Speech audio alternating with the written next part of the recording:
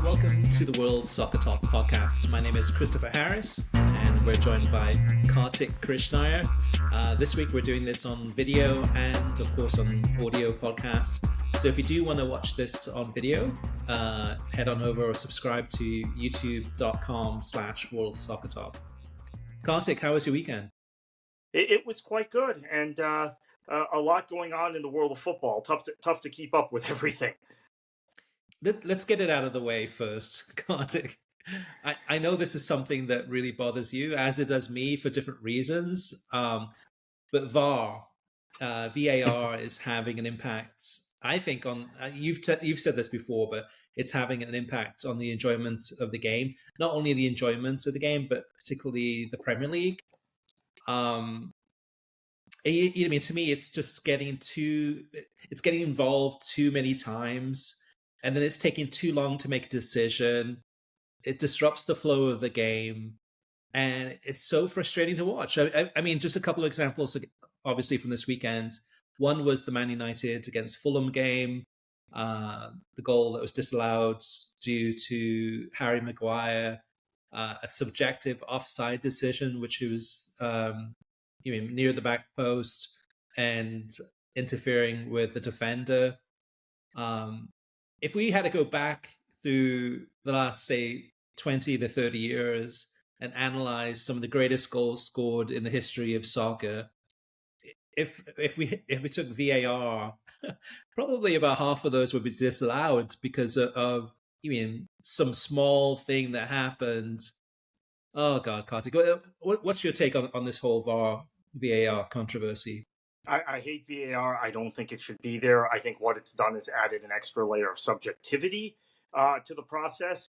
Maybe it's shielding referees from criticism because now you have VAR officials that get criticized, but it's slowing down the game. It's curtailing the enjoyment. In fact, after a goal now in the Premier League specifically, you wait and you don't react until you know it's been confirmed.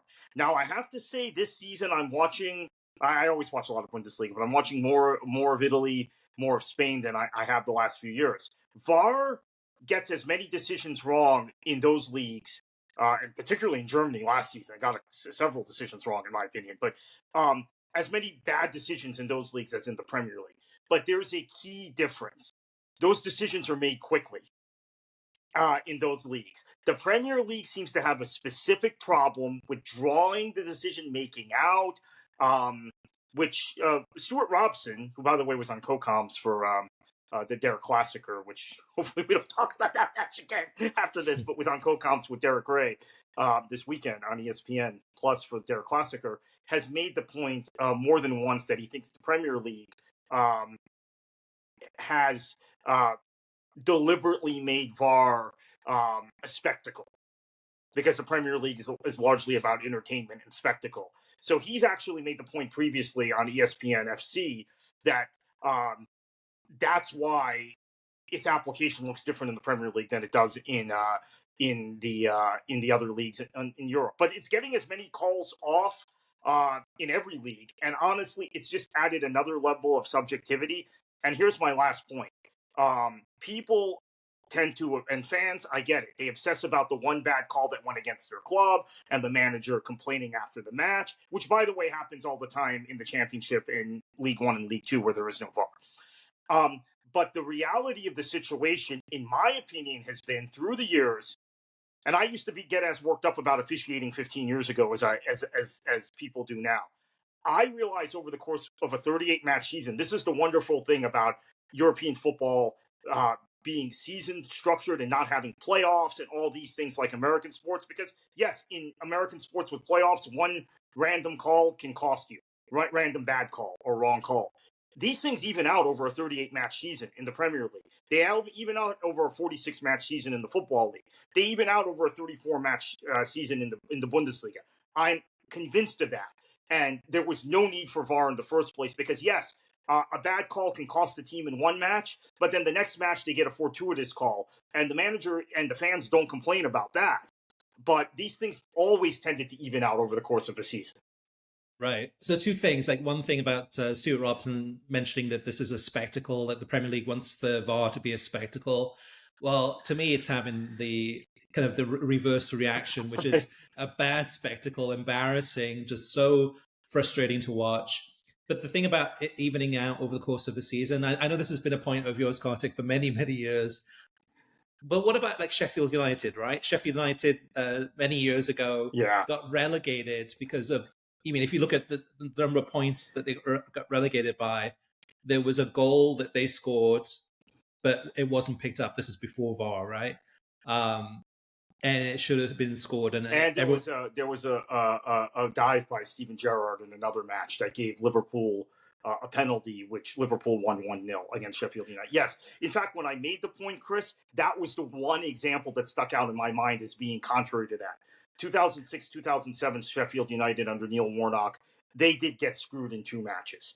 Now, I could go back through their matches and maybe find some contrary evidence, but it's funny you mentioned that, because that was the one example when I made the point 2 minutes ago that I thought, that's the one piece of contradictory evidence. So, yeah, that was a bad thing for Sheffield United. And then, of course, there was the Carlos Tevez controversy that year, too. Maybe they shouldn't have been relegated at all because right. West Ham should have been docked points. But that's one example. But I think there are countless other examples of calls evening out over the course of a season.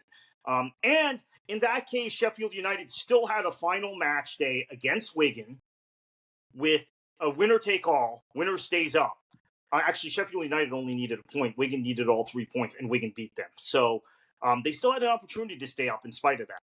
Does it feel like to you that the Premier League has more like so more VAR decisions being made? I mean, so many instances where the offside decision goes down to kind of basically centimeters, where there's so many kind of close calls, whether it's handballs. Is it just that we're watching more of the Premier League, or is it just that these incidents seem to happen more often? No, I think these incidents happen more often. The Bundesliga, there are very few reviews. Now, again, like I said earlier, many of those reviews they've gotten wrong, and I think they blew a couple of calls late last season, which were critical in the title race. So that's worthy of discussion, that every league is having these problems. But I think the Premier League, they interject more. There's some sort of protocol about interjecting. And the thing that's really surprising to me is Howard Webb is now managing the officials in England. When he implemented VAR in the United States, I attended a workshop with him. It was a 3-hour workshop before VAR was implemented. And as they were implementing it initially in USL in order to make it work in MLS. And I spent some time with him, and he was very much concerned about the intrusiveness of it and making sure it didn't really interrupt the flow of play. And as we've seen in MLS, it was implemented differently. And I think, I still wish they didn't have it, but implemented in a more correct fashion, or in a less intrusive fashion than in the Premier League. Now, maybe it's just that Webb has inherited what Mike Riley implemented and the PJMOL implemented in England, and it's a hot mess. Yeah, so the intrusiveness of it is key, because, like, to me, the Premier League, it's almost like they do all of their dirty laundry in front of the public, which is going through the VAR, and you see the frames, you see the same frames that the VAR officials see, where they're rewinding a frame and then fast forwarding and back and forth and looking at a different angle. You're seeing that as they're seeing it. And watching Major League Soccer again this weekend in terms of some of those playoff games, there are incidents where something happens, where I'm watching a game and Sporting Kansas City against St. Louis, and I'm like, oh my gosh, okay, that definitely should be a red card for sure. The player's hurt, he's down. That was a really, really, really physical tackle from behind. And then they mention, okay, yes, obviously VAR is going to take a look at this, and then maybe about 30 seconds to a minute later, the referee blows his whistle and the game continues. So for the viewer, it feels like, okay, it's less disruptions, it's less intrusive. We're actually, the game continues, right? But to me, though, we miss that dirty laundry. Shouldn't that have been a red card? There's a lot of trust and faith placed in the MLS VAR, that they're getting it right. And a lot of people think that the MLS method is better. I'm not so sure they're getting the decisions correct. And maybe the Premier League one is like they're so focused on making the right decisions and scared of making a wrong decision in case they get sued or demoted or so it's like I think of it as the Wizard of Oz when they go to the Emerald City and there's the wizard and all these wonderful things are happening. Well, Major League Soccer, basically the wizard's behind the curtain. He's like pulling on the levers. He's doing everything behind the scenes. So you don't get to see kind of what's actually happening. With the Premier League, it feels that that curtain has been lowered and you see the kind of people behind the scenes or you see the frames. And it's so frustrating because it does take too long. Yeah, and in terms of that Sheffield United example you brought up, this season Luton, I think, were probably lost a point because of VAR not acting against West Ham. And so that point might loom large for Luton at the end of the season. Similarly, maybe Sheffield United wouldn't have gotten the VAR decisions, as it turns out. Against Liverpool. In the one I'm thinking specifically, you're right about the handball. I'm remembering when Gerrard clearly died for a penalty and converted the penalty, and Liverpool beat them 1-0 late that season. I think this is an interesting point because Howard Webb, in the workshop we had with him, which now was six and a half years ago, MLS implemented VAR in 2017. They started it as a pilot program in select USL matches, which is what he was walking us through that day. And then they implemented it full on in MLS for the playoffs there in 2017. So it's been 6 years, 7 seasons, really. And he was stressing to us the VAR officials are always working. So the game may continue, the match may continue, but they're making a decision. They're reviewing the tape. They're in communication with the referee on the field. And they'll make the decision quickly, which is exactly what you're alluding to in MLS. Now, in terms of the Premier League, it seems like they always blow the whistle when there's a VAR review, and they walk us through everything. Maybe they think that's more transparent. So you're right. Actually, as you mention it, you make a great point, Chris. We don't know about there is no transparency in the MLS system, right? Right. We're just trusting them that they got the decision right or that they reviewed the decision at all. In the Premier League, we're seeing everything, but it's slowing down matches like this Newcastle-Arsenal situation the other day. I don't know whether it should have been a goal or not, right? That's debatable, and obviously that's very controversial, whether Anthony Gordon's goal should have stood. But here's the reality. They did 3 different VAR reviews on one goal, on one play, piece of play. And that doesn't happen in Germany, Italy, Spain, France, MLS, anywhere else in the world. So I think it is a real problem in the Premier League. Yeah, my feeling, I mean, so I don't think things even out over the course of a season. There probably some seasons it might be that way, but some seasons I think teams get definitely hurt by some of these decisions. I'm against VAR. I think they should either eliminate it completely, which a lot of people say, well, they can't do that now, it's too late. But yeah, to me, there's still a possibility, but get rid of it completely or change the laws of the game.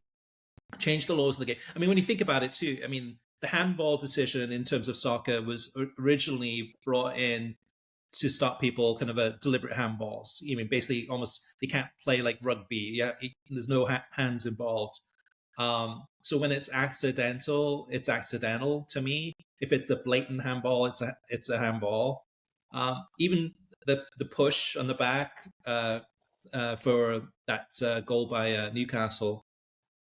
To me, I don't know. It's if you're going to go down to that, I don't know. To me, it's like it's a physical game. You mean allow those types of things unless it's a blatant foul. And to me, having watched that so many times, I mean, depending which side of the fence you're on, you might see it one way or the other. But to me, if it's not completely blatant, then the goals should stand. They don't even get the handball decisions right. I mentioned the Luton situation against West Ham earlier in the season when Ward-Prowse clearly has his hand in an unnatural position. Yeah, the ball strikes his hand in the area, It should be a Luton penalty, and I think that was like the 5th minute of stoppage time. So assuming Carlton Morris or whoever steps up and takes it and converts it, that's 1 point. Because it was so late in the match, we can definitively say it would have made a difference. So they're not even getting the handball interpretations right, because there are other times VAR is looking at handballs which are clearly ball to hand tucked in, and they're calling it. Yeah. It depends on who the VAR official is. And it's subjective. And these are the biggest talking points of the weekend. You know what I mean? Right, right. You and I are starting off the podcast talking about VAR. That's probably the last thing we want to talk about. So yesterday, Sky, for their Sunday football, they spent the first 17 minutes of their program on the controversy in the Newcastle-Arsenal match. Right. Before they got to talking about Luton and Liverpool and whatever the Nottingham Forest and Villa. Similar to NBC. NBC started off their broadcast on Sunday morning talking about VAR and Newcastle United against Arsenal, getting the opinions of Tim Howard and Robbie Muster, whether they think should they keep it or not. Go ahead. Yeah. So I was going to say same thing with NBC then. It was 17 minutes on Sky. It was similar on NBC. I assume I didn't watch the NBC studio show, but this is, as you said, Chris, you're spot on. This is what we talk about coming out of the weekend. I'm sure when I listen to Football Weekly later today from The Guardian, it'll be the same thing. They'll start with this, and it'll be all about VAR and Arteta raging. And Arteta will rage whenever they lose, right? And whenever there's some controversy. So I don't put much stock into that, although it'll be interesting to see how the Premier League comes down on him. But it took 3 different replays of the same action. And I think, again, I don't know if the goal should have stood or not. I think on the surface it probably should have. That's my opinion. But if not having VAR means it didn't stand and it was 0-0 and we didn't have 7 minutes of delay or whatever it was, I'm fine with that. That's better for me. 0-0, they split the points if it takes 7 minutes or however long it took, 5 minutes, 7 minutes to figure it out. Yeah, it's difficult, right? Because people talk about tennis, right, and Wimbledon, and that's, easier. It's either the ball's in or the ball's out, and they're using all sorts of technology. Same thing with goal line technology. That works. It's either the ball's in or out when it's working. But with offside, though, what's other than semi-automated offside decisions, using that technology that's been used in Serie A, that's been used in the World Cup, Women's World Cup also, other than semi-automated offside technology, which will help certainly, how can we improve, or how can the authorities improve VAR in the Premier League specifically? I don't think they can. Offside is objective again, because it depends on the second the ball leaves the foot. And that's very difficult without extensive freeze frames to determine. So there has always been a premise that before VAR, that the advantage goes to the attacking player, because maybe they're level, they appear level on the eye, etc. But there was always that feeling, okay, so probably the ball was released. But now we're getting into this where we're drawing lines and we're saying, well, can you legally play the ball with that part of the body, the shoulder is slightly offside? It's ridiculous. It's absolutely ridiculous. I agree.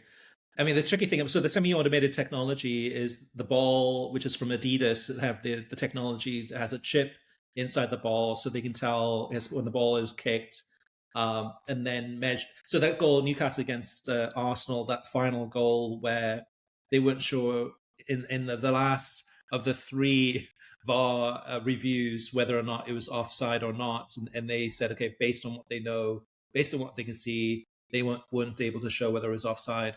So that kind of stood. With the semi-automated technology, at least with that, they'd be able to see that within a short period of time. Outside of that, I'm with you, Kartik. I don't think there's not much else that they can do. In other sports, you mentioned this is interesting, because in cricket, I know that they have 2 types of technology that both are pretty quick, 30 seconds to a minute maximum. Tennis, you mentioned. Rugby, we mentioned. Now, I don't watch American football, so I think that it's very long, the delays in American football, but the sport is like that, right? There are 10-minute stoppages in the middle of games. So, but in college basketball, which I watch pretty frequently, I had stopped watching for a few years, but now I'm back full throttle. It's ridiculous. And it's always in the last 2 minutes of games, and the referees are going over to the monitors, and they're taking forever. And this is also having an implication for broadcast, which it will have eventually also in soccer, where college basketball games are no longer on ESPN or whoever, FS1, NBC, fitting in the proper broadcast windows. The previous broadcast windows they would fit into because of replay, as it's called in that sport. And the same thing is about to happen with VAR in soccer. The 90-minute match, the 2-hour television broadcast window is going to be a thing of the past, which also means maybe less linear coverage of the sport. I'm concerned about that. It could actually affect, because we already know we have to fight for any coverage we get of this sport in the United States. And so if you're adding a half an hour to potential broadcast windows because of VAR, broadcaster may just say, okay, then it's a streaming property. We don't want to show it on linear. That's a concern of mine. My final thought about this VAR thing before we move on to the next topic is that for the Premier League, I think they really need to figure this out, because to me, the VAR causes two things. One, games are less fun. You're watching a game and it's not as fun as it can be, or it has been in the past. And then the second thing is I forgot what it is. But I mean, the fun part of it too. Imagine if you went to a youth soccer game and they had VAR technology, which they never would, and all of these games would have basically, would be drawn out. A kid scores a goal, and there's basically, even Fulham against Manchester United, it took 3.5 minutes to figure out whether or not Harry Maguire was, causing interference basically in that play from that Garnacho header. It's the way the players react. So Chelsea Brentford last weekend at the Bridge. Brentford goes there, beats their West London rival for the third successive match. Did you notice on the second goal, Neil Maupay laid the ball off to, I think it was Wissa or Mbeumo it was, to score. Maupay, after Mbeumo puts the ball in the back of the net, what's the first thing Maupay does? Does he run over to Mbeumo? No, he looks at the AR. Right. I noticed that clearly. Like, the first thing he did is he looked over, waited for like 5 seconds, and then saw, okay, the flag's not up, I can go celebrate my assist. That's the player reaction. It's awful. So it's taking the joy out of the game, as you said. Yeah, it's taking the joy out of the game, so it's making the people are less likely to continue watching it and to grow. It just, I don't know, it's really frustrating to watch. All right, Kartik, speaking of something that was not frustrating to watch, I didn't see it, but ESPN2 had a USL League One final this weekend. How was that match? Any VAR controversies, but any other controversies from this game?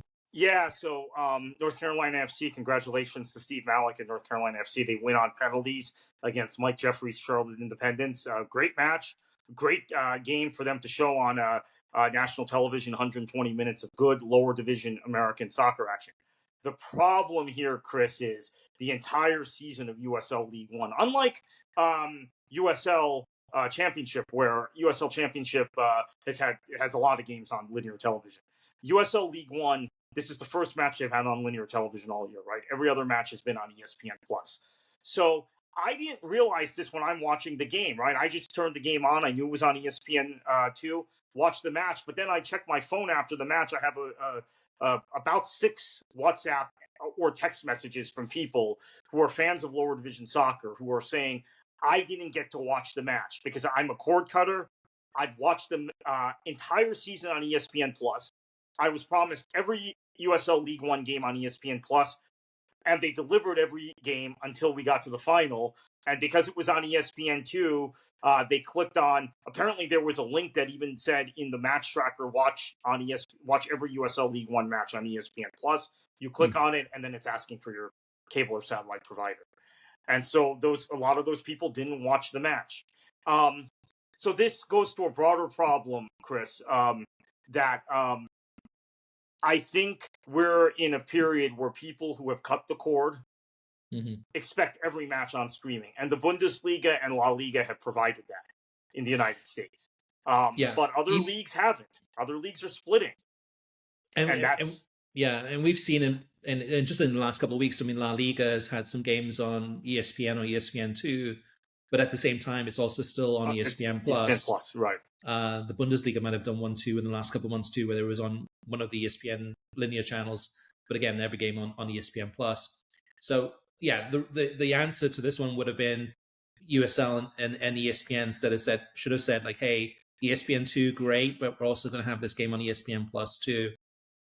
And Yeah, yeah, oh, go. Sorry, I no, was I going was to say just I going to say understand. that, but I mean, for Premier League fans too. I mean, like we have to go through the whole hoops and hurdles of having, I mean, USA Network and Peacock in order to watch all the games. But this one should have been better communicated, I think, in terms of, you mean that this game was not going to be on ESPN Plus, or to resolve it. Yeah, so I think there was just an assumption it would be on ESPN Plus because in defense of USL and ESPN, every communication I got from them said ESPN2, which is why I watched the game on ESPN2. And I wasn't aware of this problem until I went through my messages on my phone after the game, actually after the penalty shootout. So 3 hours after, or 2.5 hours after kickoff. But it's a continuing, I think, bugaboo for a lot of people because they're expecting to get all their soccer via streaming. I understand USL and ESPN's perspective on this. USL doesn't get that many games on linear television, right? So Mm-hmm. why cannibalize your audience? Why not show? And this is a topic for another day or for my Beyond the 90s site, but Soccer Wars is going on right now between MLS entering the lower division fray and USL. MLS does not have any games of their lower division, MLS Next Pro, on linear television. They're all on Apple. They're all behind the paywall. Right. So I think USL thought, okay, here's a chance for us to show on a Sunday afternoon on ESPN2 a decent number, what it'll be, 100,000, 150,000 maybe, and show that we have the momentum in that Soccer Wars. They didn't want the audience cannibalized by streaming, but it made a lot of fans unhappy. But I think the thing that has set the expectation, honestly, Chris, you mentioned La Liga and the Bundesliga. I think that set the expectation because I've had situations where my ABC station in South Florida doesn't show Bundesliga matches. They preempted it. I've been very angry about it, but I've been able to watch the matches on ESPN Plus. Right. So you kind of expect that as a backup always. On another newsworthy note, this weekend there's the FA Cup.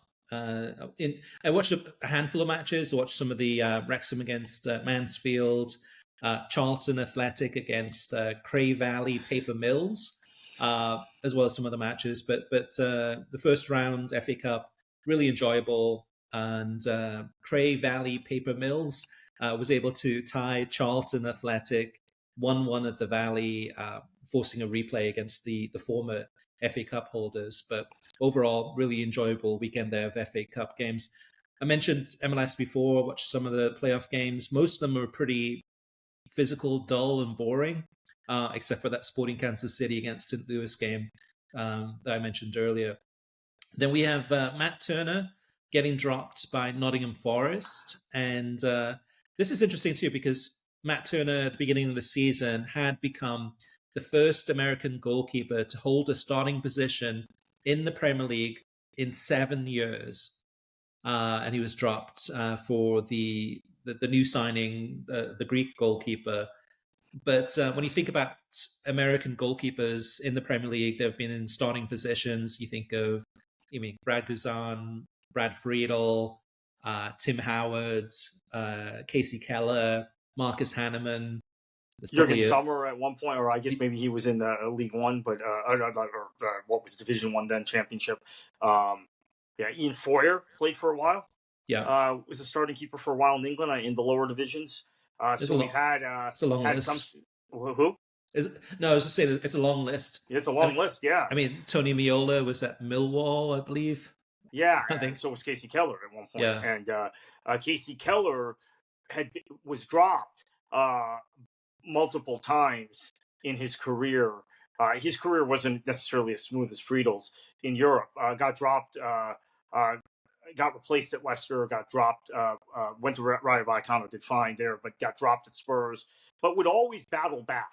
So I want to see how Matt Turner handles this. obviously he made some comments earlier in the year, which I disagreed with, right? I mean, about it being harder as an American player. I think it's what about Ecuadorian players? It's not hard for them. It's not hard for Japanese players. It's not hard. I mean, you have to fight. You have to work. You have to be Yeah. consistent to start at any high level European club. And this is my kind of overall takeaway about the United States player pool now, which is I think it's been vastly overrated by a lot of U.S. fans, vastly overrated by a lot of media in this country. You have guys that in specific instances are very, very good, can be spectacular on a given day. The Weston McKennies, the Christian Pulisics, the Timmy Weahs. But there's a lack of consistency and lack of consistent fitness level among all of these guys. Every single top American player seems to have some field player seems to have some sort of fitness issue other than Tim Ream, who in my opinion is the best American player. I think there's just a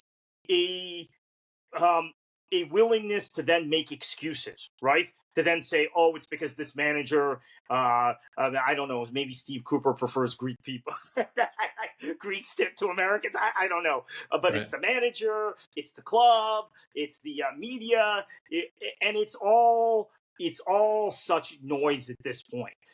American players have had incredible opportunities in Europe now. Now, 20 years ago, that wasn't the case. 20 years ago, I used to, by the way, people who are now probably angry about what I just said, Chris, you've known me for a long, long time. 20 years ago, I used to complain that Americans weren't getting a fair shot. There was a glass ceiling. There was a perception about American players that was wrong because our guys were fit. Our guys fought. Our guys were hungry. And they were. And guys like Clint Dempsey broke that glass ceiling. Guys like Brian McBride, DeMarcus Beasley, they broke that glass ceiling. So now these guys, this generation of players has incredible opportunities because of those guys. Unfortunately, not always, often they're not taking it. And when it doesn't go their way, they're making excuses. So I want to see how Matt Turner bounces back from this. I'm hopeful that he fights through it and he comes back. I mean, look, last point, I'll even just say this as a Man City fan. I had people telling me Zach Steffen should start ahead of Ed Erson a few years ago. I mean, right. Come on. Yeah, I think in some ways, I mean, so Matt Turner was dropped because of his form. He's had a kind of a shaky few weeks there for Nottingham Forest. And to me, it's democratic, right? It's like, in terms of most teams, almost all teams, the coach is making decisions based on how good the players are, and the best players in those positions will start. So if Matt Turner does go through a shaky period, which he has done, made some mistakes, then there's an opportunity for, the second goalkeeper to come into that position. Now there's an opportunity for Matt Turner to earn that back. It's going to take, a lot of hard work in practice and training. But what it's not going to take is excuses. And we've seen that. You mentioned before too about Matt Turner making excuses about how it's harder for Americans. Tim Howard's making excuses for Matt Turner several weeks ago. Tim Howard was saying that basically he was blaming coaches for being anti-American for the reason why Pulisic was dropped from Chelsea. And it's not based on your nationality. It's based on consistent form. So if you're doing well enough, you'll get your chances. Once you get those chances, you have to keep at that highest level. It's not easy by any means for any player from any country. And you have to stay fit. Yeah.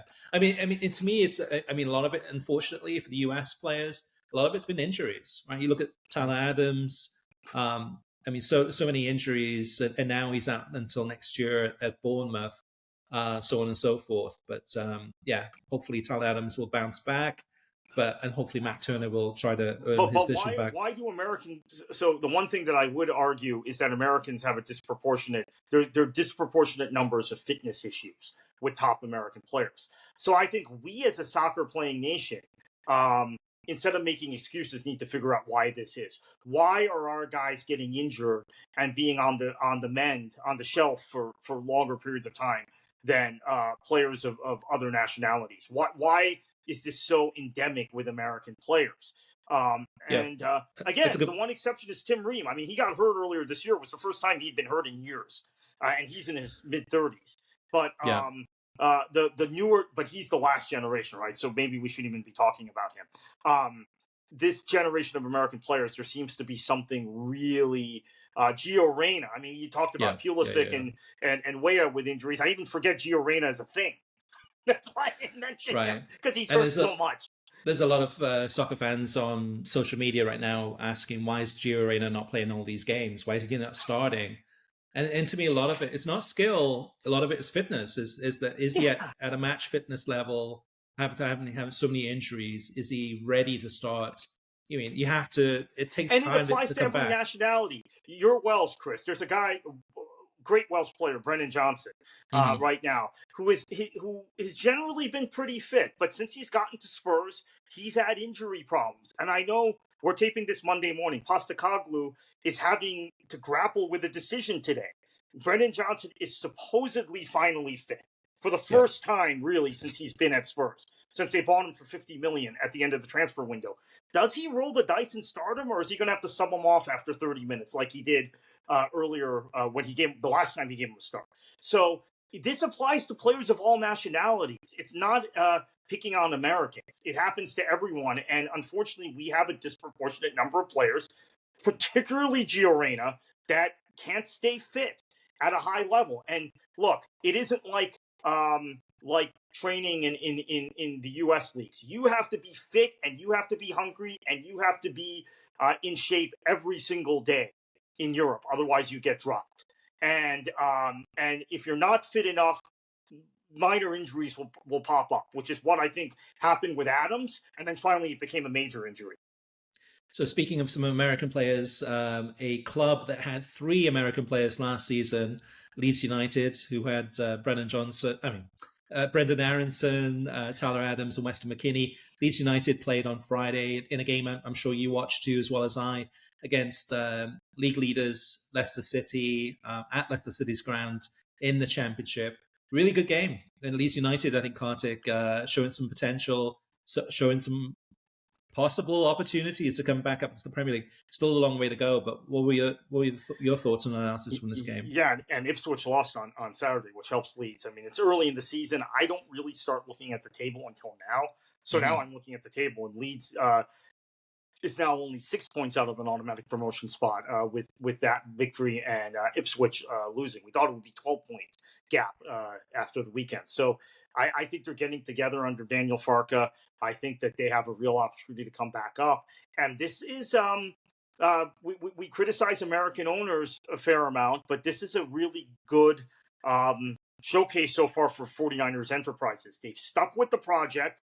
They bought out Andrea Radrizzani's majority share. They've reinvested in the club. They went out and got a really good manager.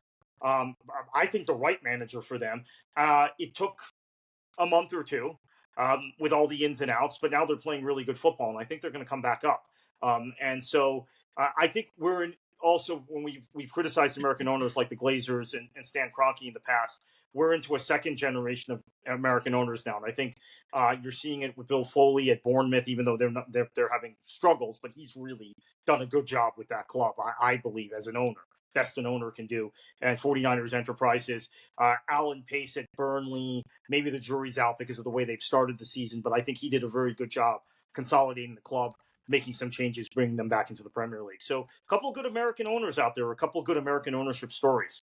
Yeah, I don't know about that, though, Kartik. I mean, Bournemouth and Burnley, both of them in the bottom 3 in the Premier League. Yes, I think Foley's been doing a good job in terms of the way he's been running Bournemouth, but I wouldn't be surprised if we see the manager getting sacked during the international break. At Burnley, you mean something's got to change. Something has to change, and company, whatever he's doing, it's not working out at Burnley. I'm not surprised. I am surprised they're doing so poorly. I'm not surprised Luton has been as competitive as they've been. I said that before the season and got laughed at. They have less points than they should, honestly. But I think Luton under Rob Edwards are going to scrap. They're going to fight. I think ultimately it's 50-50 whether they stay up. Sheffield United have not played as well as I thought they would, but I see more in them than I do in Burnley. So I'm really concerned about Burnley. I do agree with you on that, Chris. I think if I had to pick one team that's nailed to go down at this point, it's them. Yeah. And then if I had to pick a second team, it would probably be Bournemouth. And I'm still not. I think Everton doing great under Sean Dyche, but I still worry that they don't have enough. It's going to come down to the end for them. Out of the bottom 6 teams in the Premier League, Kartik, 4 of them potentially are owned by Americans. So you have Sheffield United, not owned by Americans, but had a win at the weekend. You have Luton Town. So the 2 exceptions out of those 6 are Sheffield United, which won, Luton that should have won, almost came so close to winning against Liverpool. The other clubs, Burnley, American-owned, Bournemouth, American-owned, Everton, soon to be American-owned, and then Fulham, American-owned. And the American owners that are coming into Everton are from my view, terrible owners. And they're based here in South Florida. I've kept track of them. They have done a poor job with their other clubs on the continent, their other investments. So I'm not. Mashiri had to be bought out. Bill Kentright just passed away. Rest in peace to him. So something had to happen at Everton. But boy, I always thought Everton would get a big time owner at some point. It's that kind of club. It's one of the biggest clubs in Europe, in my opinion. And I think they have the wrong ownership. But maybe they'll prove me wrong. Maybe they'll do better in England than they've done on the continent, where they've invested in a number of clubs and not done particularly well. Yeah, I think the point is the next 6 months are going to be some tough times for some of these American owners of Premier League clubs, some big decisions ahead of them. So let's move on to the listener mailbag. And first up, we have Joe. Joe wants to talk to us about one Premier League commentator in particular, or former Premier League commentator.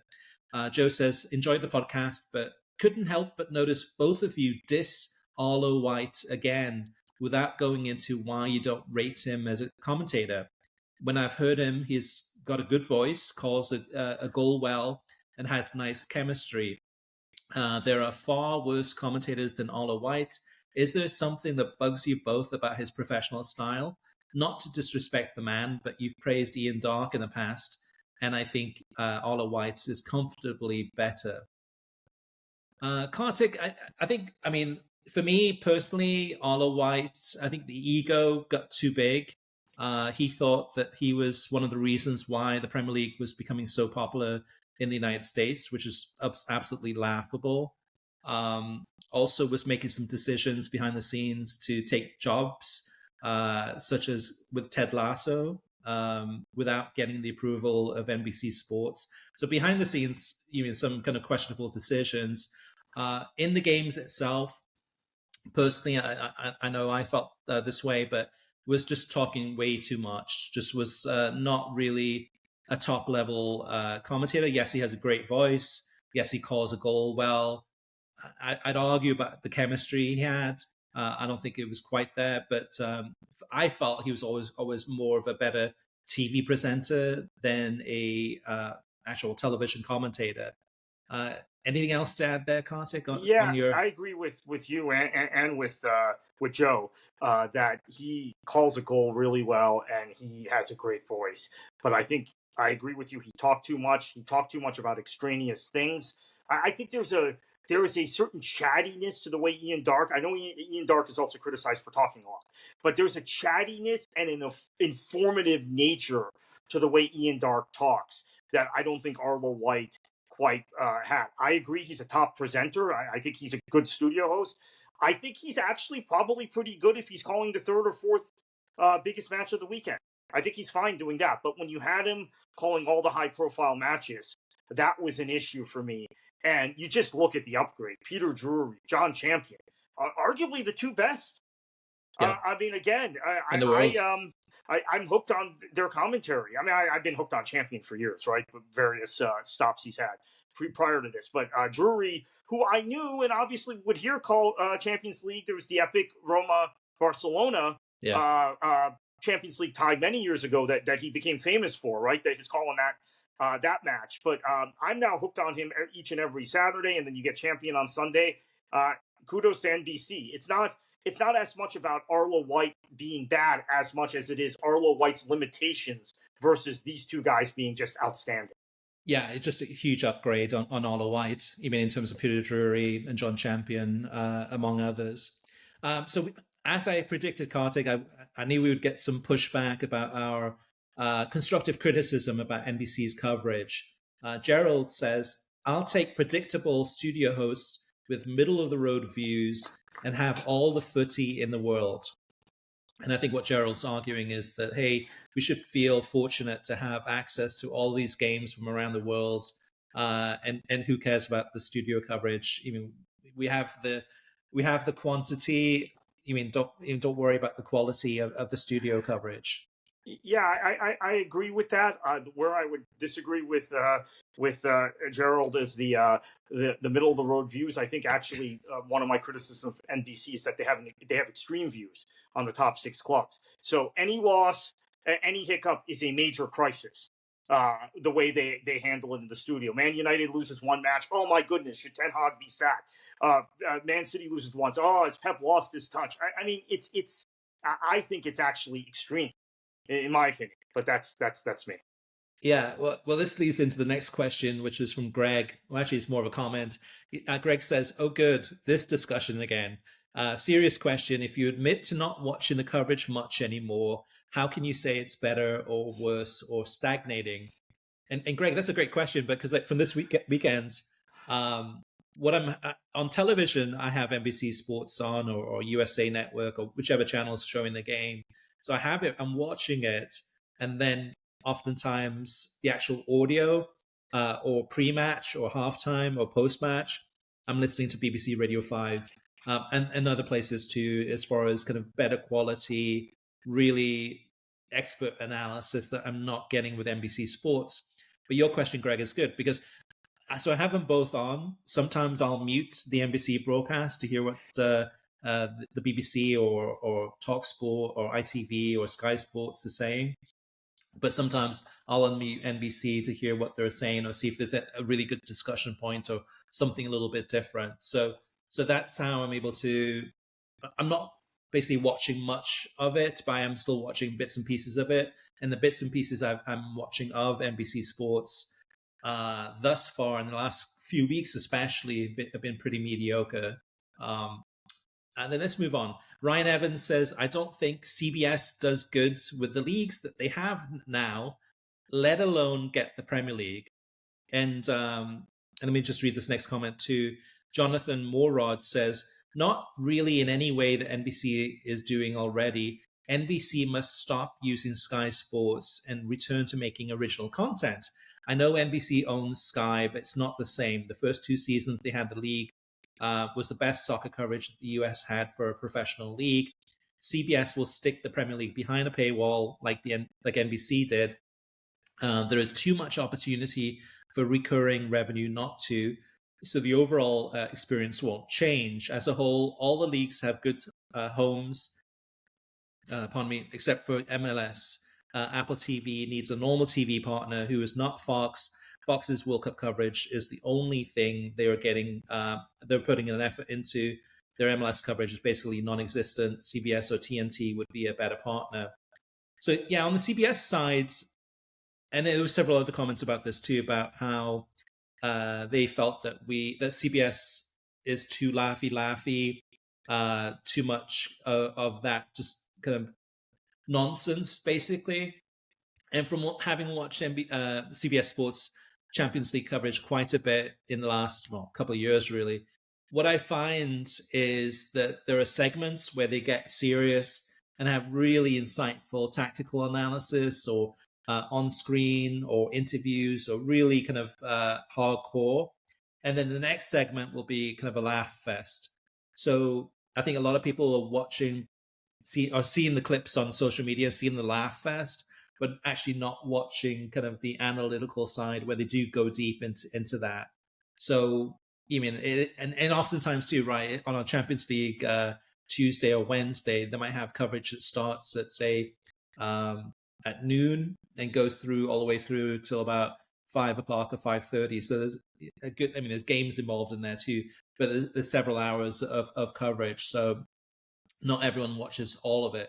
So I said, my personal thinking is in terms of CBS and what they do is when they do you mean kind of go in laser focused on the analysis and those interviews, they're really, really at the top level. And then the nonsense, kind of the laughing, the jokes and stuff like that. Some people love it.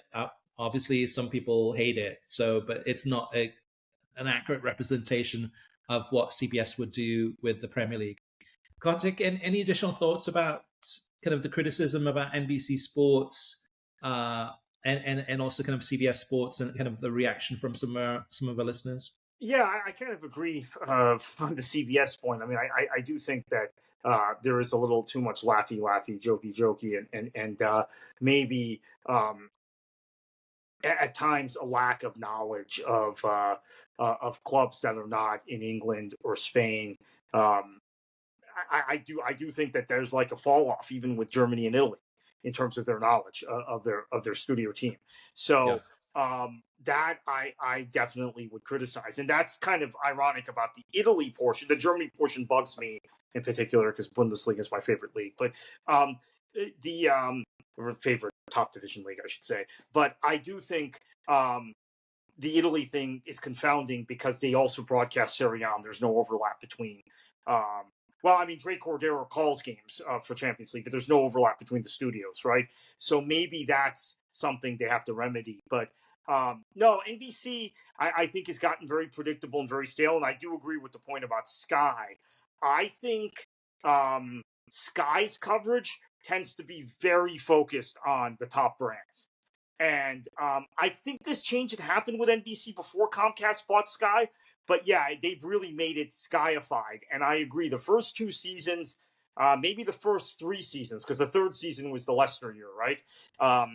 The first 3 seasons NBC had the Premier League was the top of the shelf stuff, the best soccer coverage we've gotten in this country ever. And it's kind of dropped off gradually since then. Remember, at the time, they also had Gary Lineker doing some original documentaries or documentaries his goal hanger films was doing, but then also would debut on NBC in the US. We would have him occasionally in the studio. Steve Bauer was working for NBC at the time. I think that there were Kyle Martino was around then. So I think that they were at a high point, and they were also doing a lot of coverage of the other 14 teams because they were trying to educate Americans about the league. That has dropped off since year 3. So I agree with that comment specifically. I think that's a great point. Yeah, what I would say about NBC Sports' coverage of the Premier League as a whole is that the top 6, when it is a top 6 team, their analysis is decent. Sometimes great, sometimes not so good, but overall decent. But the teams near the bottom of the division is pretty weak. And we saw that this Sunday too with Nottingham Forest, like pre-match, both Tim Howard and Robbie Mustoe. Well, Tim Howard was saying I think Nottingham Forest is going to end towards the bottom of the division. Robbie Mustoe was saying, yes, they've had this great home form, but they haven't won a lot of games. And both of them predicted that Aston Villa would win this game pretty convincingly, I think. They actually won at Stamford Bridge, by the way. So they won an away game. Forest, I just know that offhand. Yeah. And then even Luton Town. I mean, you look at Sunday, right? You look at Nottingham Forest beats Villa. Luton Town almost beats Liverpool. It's really kind of the rise of the underdogs. And I'm sure, they would have predicted too that Liverpool would have won that game against Luton. But their analysis and knowledge more so, of those lower league teams is lower division teams is not as good as the top 6. Kartik, we've got another comment here. This is from Michael F. Michael says, I'm glad others are echoing what I've thought all along about Paramount Plus's streaming quality of Champions League matches. It's so below par with what is offered by today's video streaming offerings. Earth to Paramount Plus, most households now have large 4K flat screens that easily show the flaws of 720p telecasts. It might be worth something maybe if CBS was head and shoulders above the rest in quality studio and game presentation. But come on, that's certainly not the case. and others too, kind of chiming in terms of Paramount Plus, kind of saying that they prefer Peacock in terms of the quality of the streaming quality, and that's something too. I know we've talked about before, Kartik, and you've mentioned too. Peacock's streaming quality is some of the best. Yeah, it's the best, I think, in terms of the actual quality of the streams.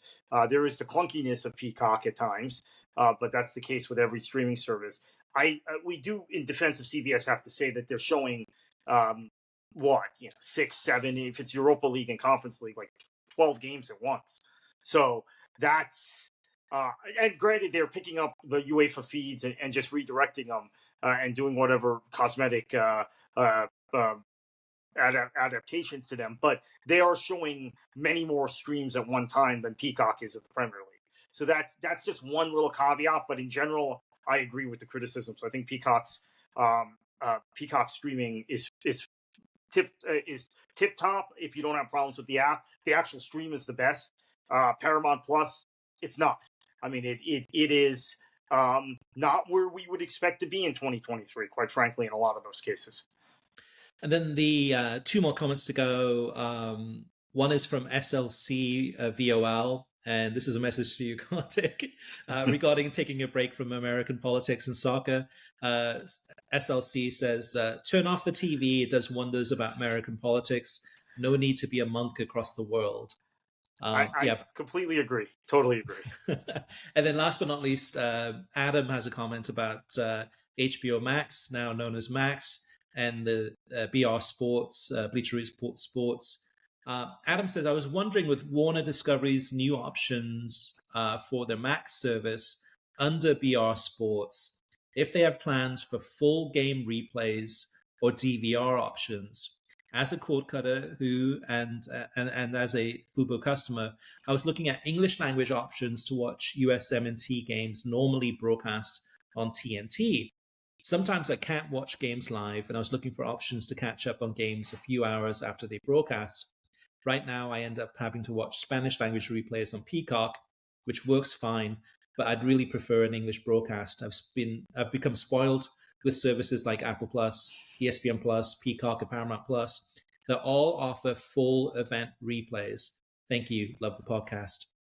So in answer to that, Adam, and this is something I tested out recently for one of the USMNT games, is they don't have a replay of the games. So all they have is the highlights. So if you go into Max after a USMNT game or a USWNT game that airs on TNT and you want to watch that full game later that evening or the next day, it's not available. All they have is highlights.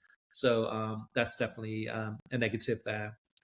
Yeah, I have noticed that also with Max. By the way, I'm not doing a full mea culpa, but I do now understand why it's called Max and they pulled the HBO label off, because you've got Bleacher Report stuff on there, you've got CNN stuff on there, you've got TCM on there.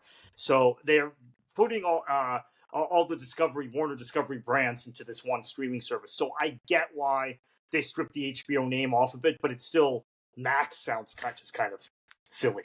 So Kartik, on a scale of 0 to 10, with 10 being the best ever and 0 being the worst ever, how much equity do you give in the Bleacher Report name? 1.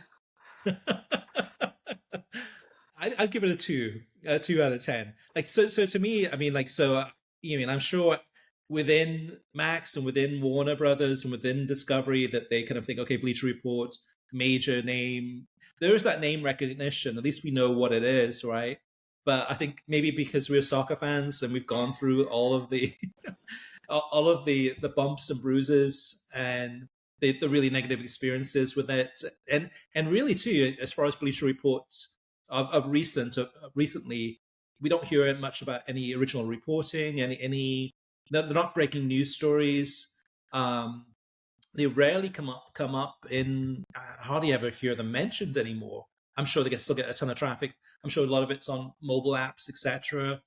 But they've really gone off the radar. For a while, CNN was pushing the idea that their sports that their sports segments were presented by Bleacher Report, which was just, cross promotion nonsense. I don't know if they do that anymore, actually.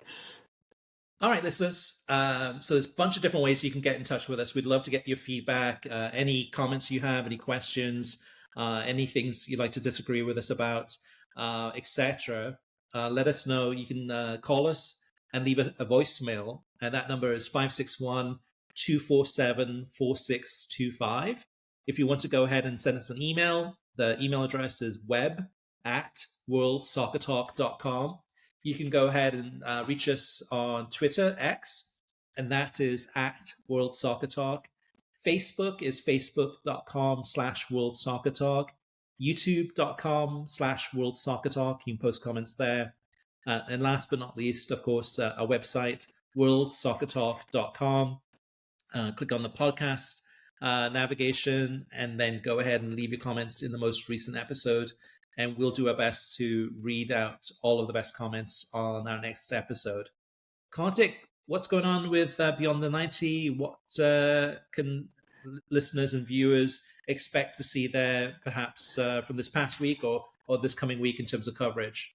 Yeah, a lot of coverage of the Jacksonville Armada's move to MLS Next Pro, as well as Jacksonville's USL team that's launching your neck of the woods, Jacksonville area, and general conversation about the soccer wars, where the MLS Next Pro season just ended, USL League One season just ended, Nisa's in their playoffs, USL Championship, the final is this coming weekend on ESPN2, Charleston and Phoenix. So a lot of positioning going on. This is what happens when you have a federation that's not that's kind of asleep at the wheel in terms of managing pro leagues. And then, of course, a conversation about Emma Hayes, which in the comments section took a completely different turn than I expected. But if in fact Emma Hayes, I think this is a conversation we'll probably hopefully have next week on the podcast. If it's confirmed that she's taking the USWNT job, a lot of excitement out there, but it's not confirmed yet. My question mark was, why would the best manager in the world, in my opinion, on the men's or women's side, take the U.S. job?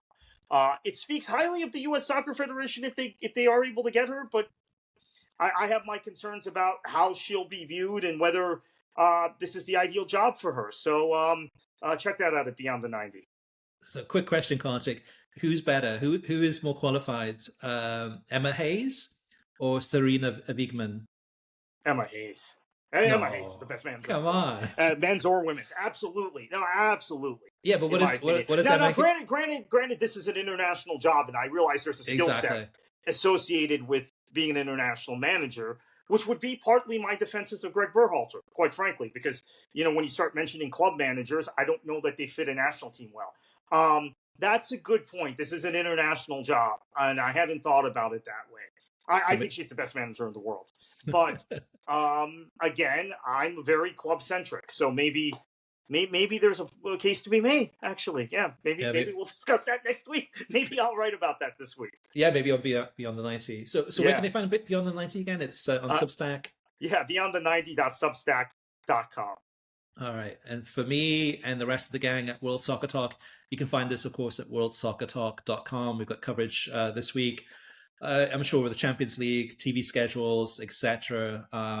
We're celebrating, actually, this month is our 18th year in existence. And next week, Kartik is going to be hosting basically a discussion at Soccer X in Miami. In that event will be Don Garber, Alexi Lalas. Who else is there? I think Paul Barber from Brighton and Hove Albion. And Kartik, so what's the segment that you're going to be hosting? Guillem Balague is updating his book. I read the 2013 edition. Now I feel like I'm ignorant because apparently he's updated his Messi book, which I wasn't aware of, with information from his move to PSG and his move to MLS. Now, I was not aware of it because it's not out in the U.S. The book is out in Europe, so the updated edition. So I have his 2013 book. I've read it cover to cover, and so it is brilliant, as was his book. So I've read 3 books by him. One was Season on the Brink, I think it was called, about Liverpool. Season on something like that. Outstanding, and really talked about how Rafa Benitez went from being under fire to going to Istanbul and winning Champions League in famous match, and then his biography of Pep, which gave me a real understanding of Pep. And actually, I should say this, as a Manchester City fan, it's a pleasure to interview him, because my all of my concerns about the appointment of Manuel Pellegrini, I was really unhappy when City sacked Roberto Mancini. Maybe it's my preference for Italian managers, Italian football, that sort of thing. Was not happy about the Pellegrini appointment. When Balague gave his analysis of Pellegrini's time in Spain at Villarreal and this is before Malaga, so Real Madrid, I was convinced by his analysis, like, okay, this is the right guy. And he turned out to be the right guy. And he was the perfect transition between Mancini and Pep. So I hold his analysis and his writing in high esteem. And it's a great privilege to be able to host a discussion with him at SoccerX. This will be on Tuesday, the 14th. Let me get the date right. So if you're coming to Miami for SoccerX, which a lot of people are, and I know there are different tiers of ticketing. There's some people who've already complained to me, oh, they're in a lower tier, they can't go to all the breakout sessions, all the discussions, all the panels. But if you've got the right ticket, check us out 1:00 on Tuesday the 14th during the 3 days of SoccerX in Miami. Yeah, that's going to be awesome. So Kartik hosting and moderating and interviewing Guillem Balague November 14th from 1 to 2 p.m. at Miami SoccerX. Kartik, thanks for having you be on the podcast. It's been great to listen to your thoughts and analysis. What are you going to do this week, and what should the listeners do? Enjoy your football.